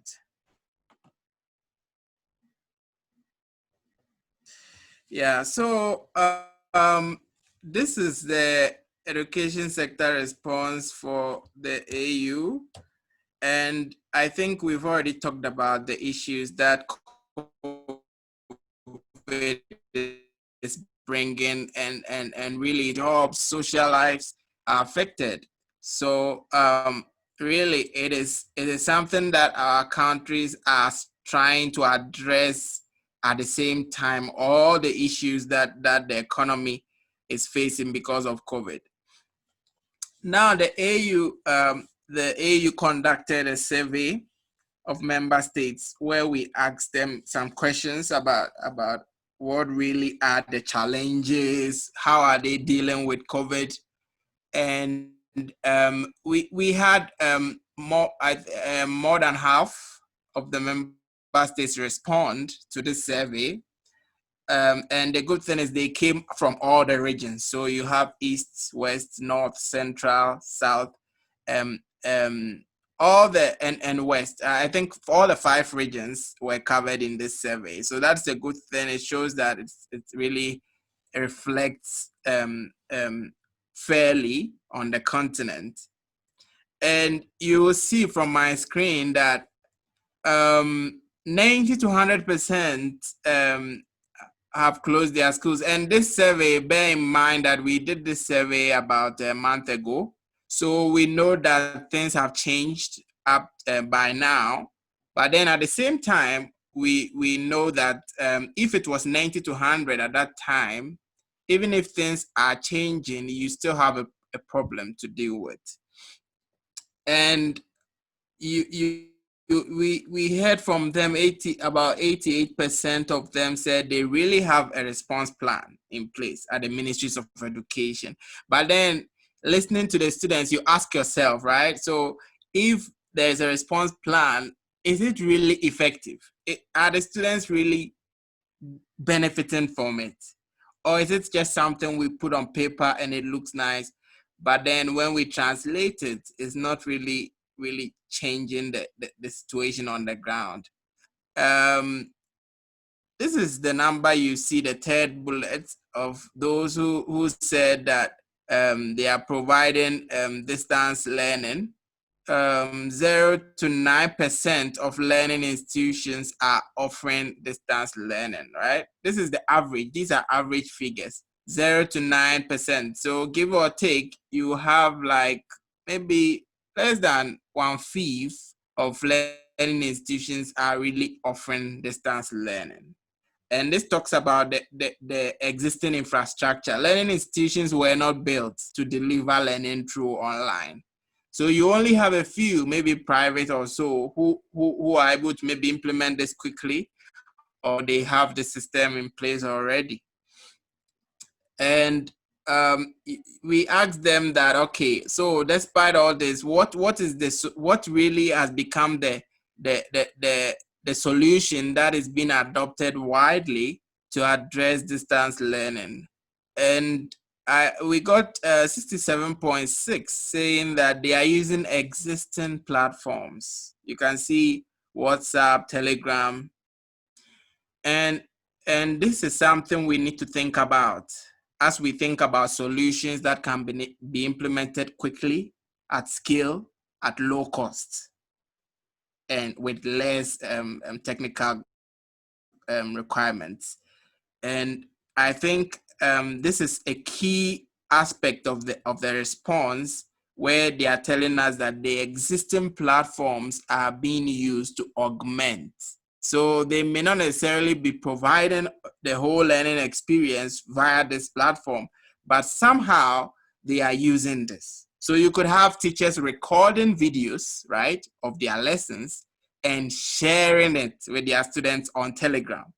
The students watch it, and then they have a question and answer time where they are responding, they are posting their questions. So you have a group for every class, right?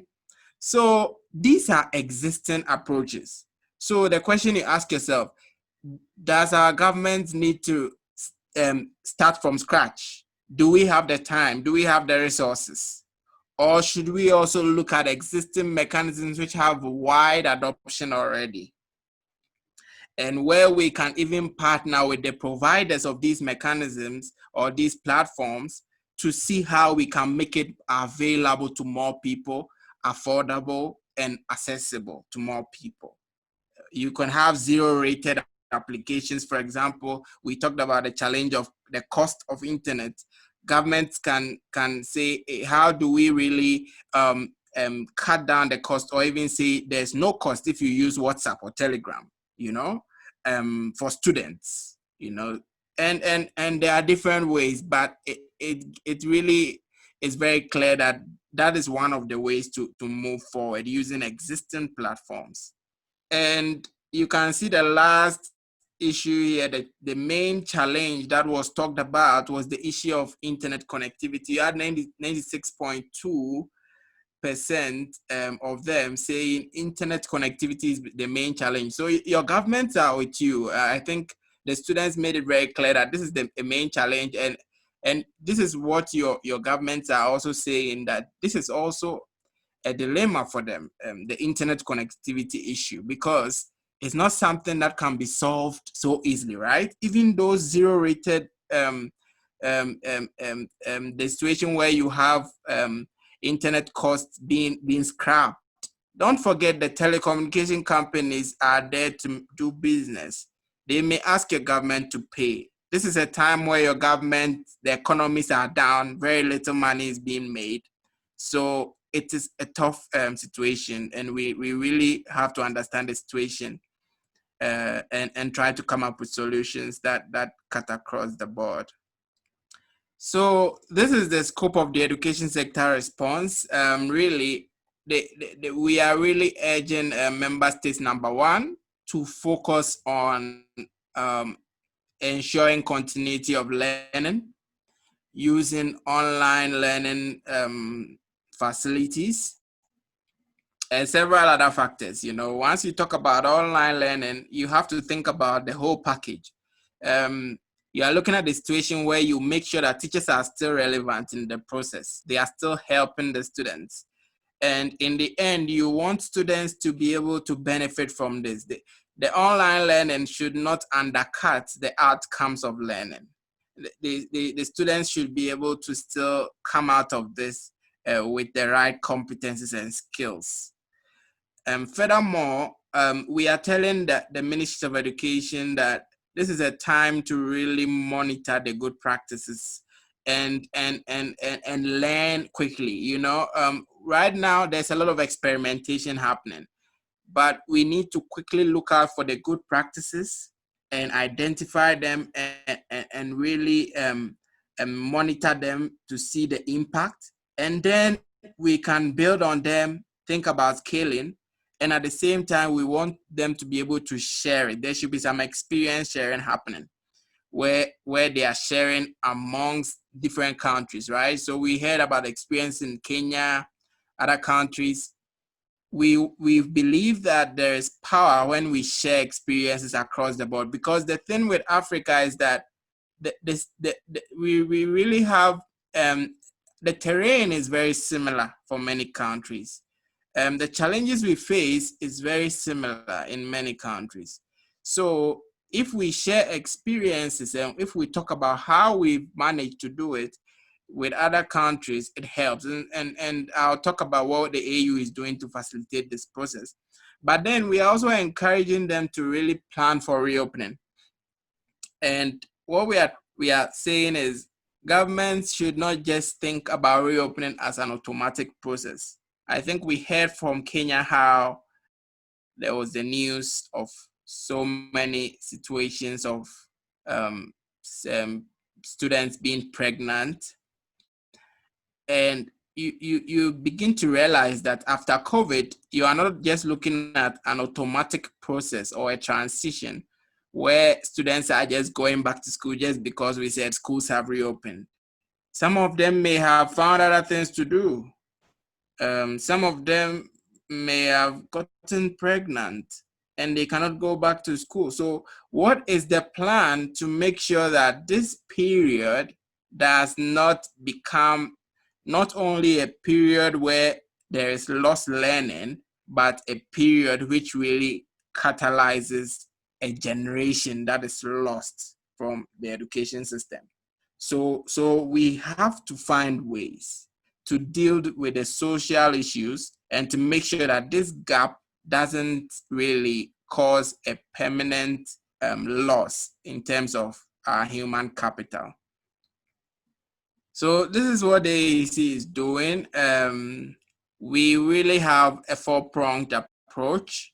Communication is one aspect where we are really trying to shape the dialogue continentally. There's a lot of, I think, even when it comes to online learning, we really want to also contribute to the discussion and say, hey, yes, there are challenges, but this may be the solution. Like as we mentioned, there are opportunities even in the challenges.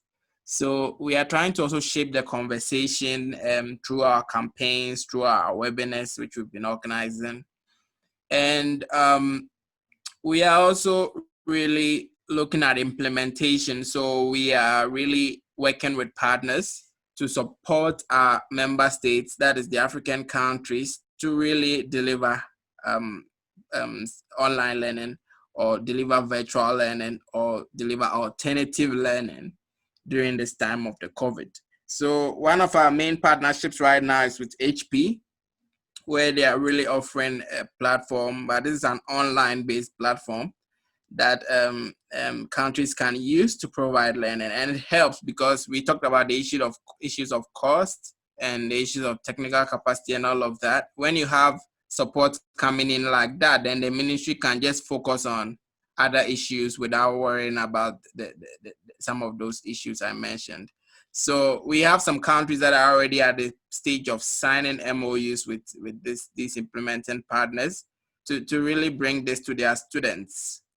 And I think you get to know if you are in some of these countries and perhaps you hear that there's a collaboration with HP or something of that sort, maybe you figure it out. But there are countries that are really doing it. We are really trying to also influence the policy of member states in this time. And we are really urging them. And this is where some of these things come in, right? So, for example, Benson has talked about the fact that they really want to have an outcome document. And as I mentioned, the key thing in this meeting is really the voices of the students, the voices of those who are affected.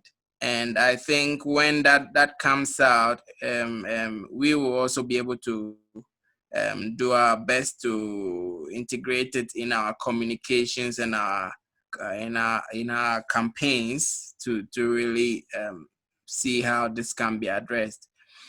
And then you have the learning front, where I told you that we really want member states to be able to exchange their experiences. So we have actually set up a knowledge portal where member states can go and share their experiences, their practices. At the same time, on this portal, we have what partners are doing, development partners are doing in this time to really support the member states, as well as innovations that are out there, which could be considered or adapted to support.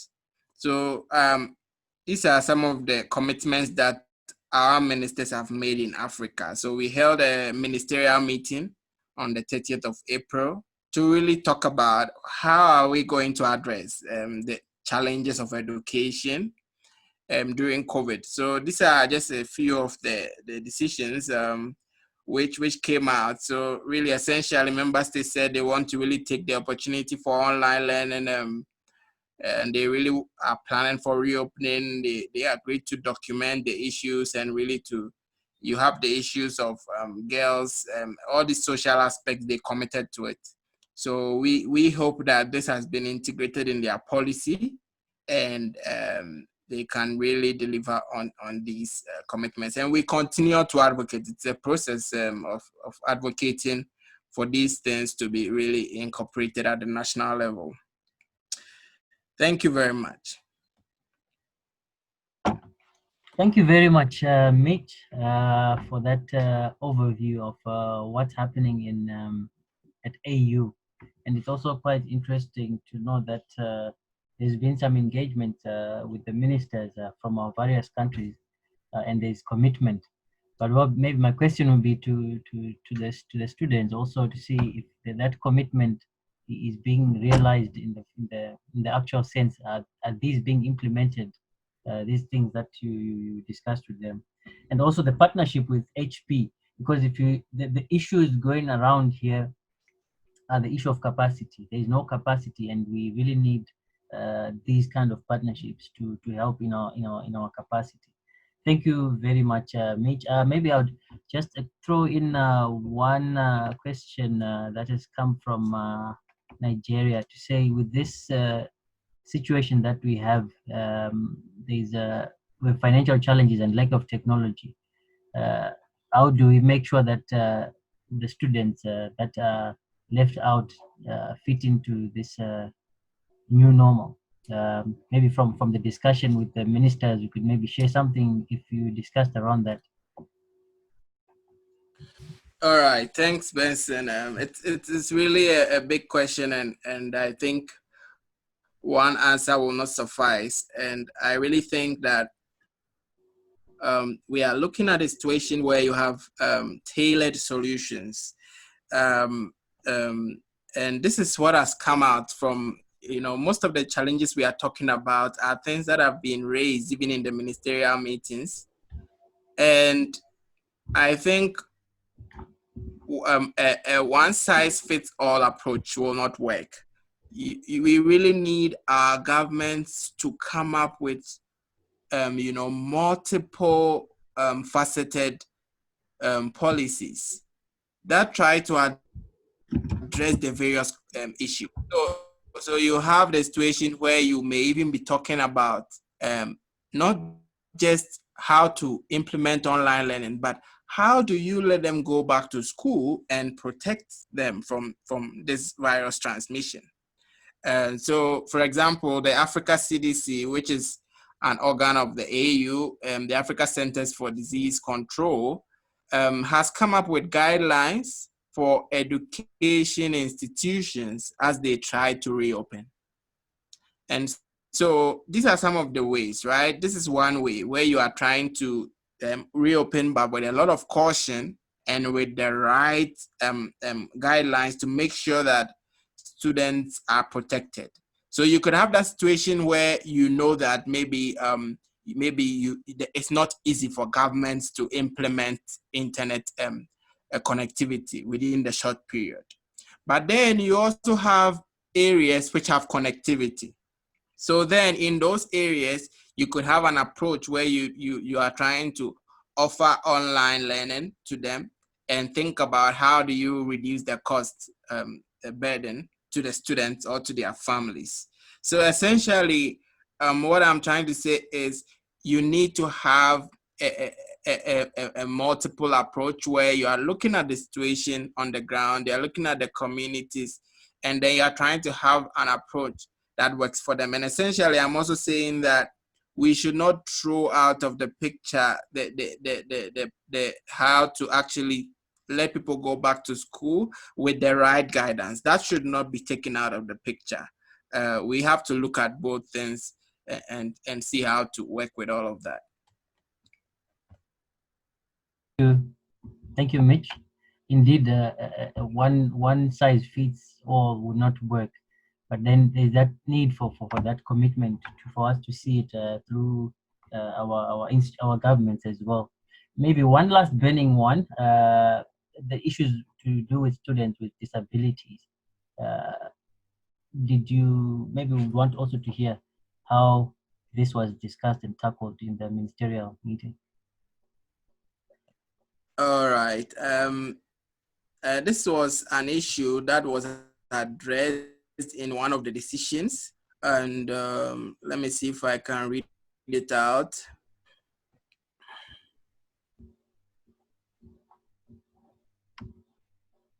Yeah, so really the commitment here was for the governments really to study the impact of the school closures on children, girls, persons with disabilities, and vulnerable populations, including those living in vulnerable conditions, such as refugees, migrants, IDPs, that is internally displaced persons, and asylum seekers. And they should do this in the effort to see how they can come up with solutions to address those unique challenges which are faced by those groups. So really, they committed to really pay attention to the situation of these people and to really study this context and to see how it can be addressed. That's fine, Mitch. There are a lot of questions that are coming in now, but maybe we'll then address them as we give the final report. We'll just have all of these questions directed to all the panelists, and then we can respond to them at a later time. Maybe in the interest of time, we've got another webinar that's supposed to start for the French-speaking students. So we've taken 30 minutes into their time. But I would like to take this opportunity to thank all our panelists that have been with us today. You've shared with us great knowledge, and you've also given us a lot of facts that I'm sure will help us as we work with the students to be able to shape a position that we're going to share with our policymakers in the different countries. But maybe just in closing, from the panelists, any take home points, and then we can have a closing. I'll just do a round. I know Donald has left. He has gone for another engagement. So maybe we can start with Doctor, and then we can have Peter, and then we can then just round up. I must say this was a very important session where we have shared important issues affecting us in Africa, issues that are critical to our lives, to our proper functioning. And I think all of us, we are unanimously agreeing that the new normal is here with us. And so we need to come up with appropriate policies like the African Union representative has just said, on what the African Union is doing. We need to do that, or to customize what is being done at the regional level at African Union or United Nations or whatever, to our government's level, to ensure that the new normal really works and to overcome the challenges, infrastructural, social, economic, name them, or political, that could affect proper, proper adoption of the digital technology to enhance our functioning in third world and more so in our African countries.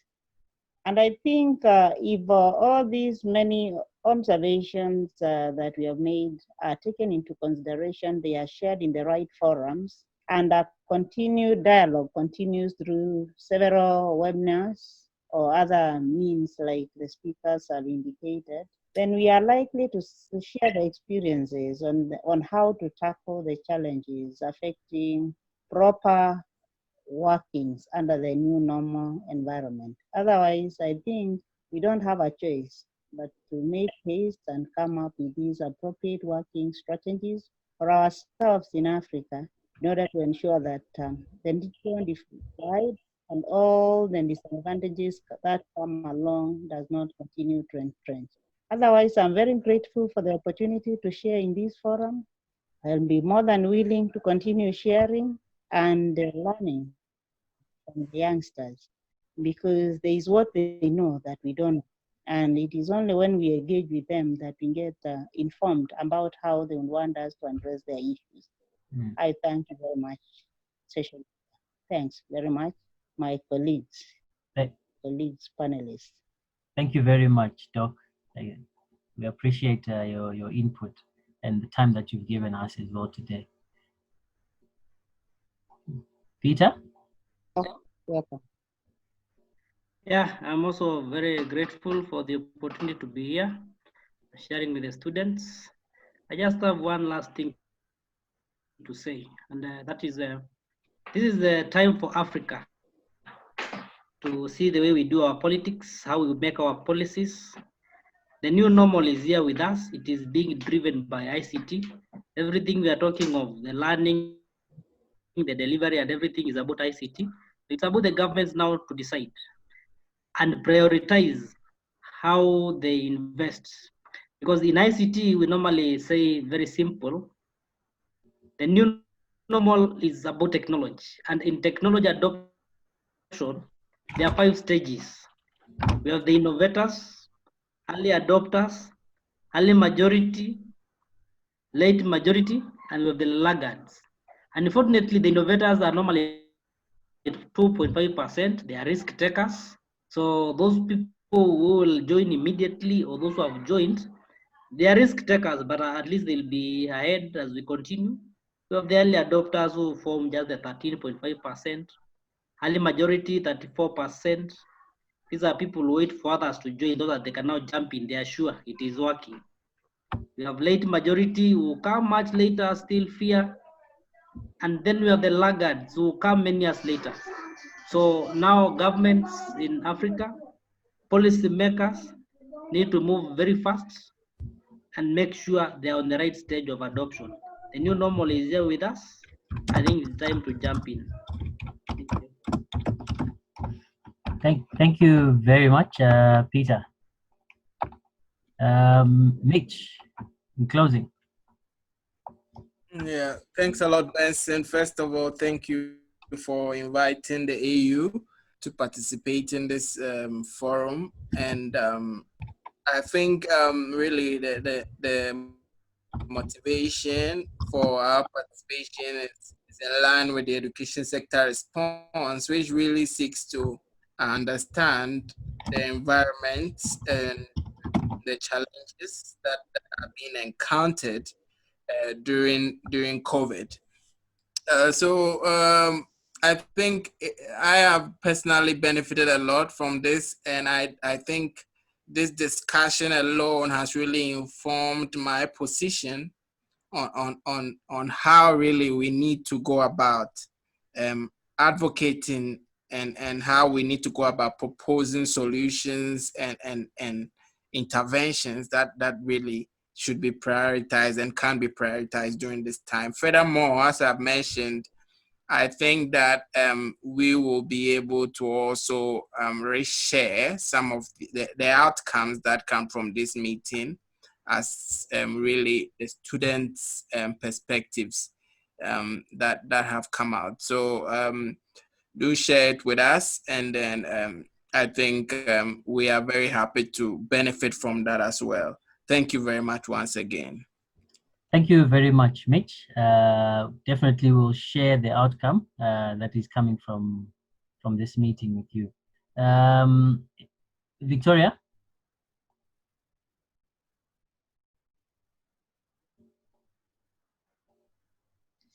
Okay, thank you very much once again for giving me the platform to air the views of the students. I still want to emphasize more on the importance. We are actually so troubled that despite all these issues mentioned, that we are not able to do anything concerning them. I'm referring most especially to the remote area. So we hope that at the end of this webinar, that we'll be getting some feedbacks on how we can help our students and how we can also foster the learning process in different areas of our countries. Thank you very much. Thank you, Victoria. I'll ask Father to close, but just before Father, thank you all for coming. We shall share the feedback from this meeting, and we'll prepare a paper that we'll share with the African Union and the various other bodies as the position of the students in Africa on education. So thank you very much. We'll continue this discussion for the YCSRs in our different WhatsApp groups so that we can gather all the views. Thank you very much. Father, are you there to close? Yes, just to add a tone on the word of thanks to you, the organizers, for coming up with this idea, which has been really a wonderful discussion and a very fruitful one. I also thank the facilitators for availing themselves, their time and their knowledge. I really appreciate, and I have learned a lot from different angles, from the academic point of view, from the African Union, and also from the ICT experts. I thank all the participants, my colleagues, the YCSIs, and whoever has joined this webinar today. We look forward to have more of this kind so that we may enrich from what we learn from each other. How I wish I could organize one which will include the parents and also my colleagues, the chaplains, because the challenges that has been pointed out, students who are facing difficulties in the families, and to the extent also of interfering with their life dreams, that has really given me points to discuss with my colleagues in the chaplaincy group, but also to allow a few of the parents to hear what are the concerns and also pains of students as they are locked up somewhere in this period of COVID-19 pandemic, and the way forward. So I really appreciate everyone, and I pray to God that we continue working together. May the Almighty bless us all and give us a way, a new world to come after COVID-19. We continue to pray because we are people of faith, that the scientists who are working to find up a solution to this pandemic, God will accompany them and come up with a solution as soon as possible. Thank you, all of you, and have a blessed weekend. Thank you very much, Father. We appreciate. So there's a suggestion to have a WhatsApp group to continue this discussion. So I'll send it. I've just put in my number, and then we can just continue the discussion here. We can have a group to continue this discussion. Thank you very much. Thanks a lot. Did you see Have my a good number, everyone? Okay, let me just send it again. No.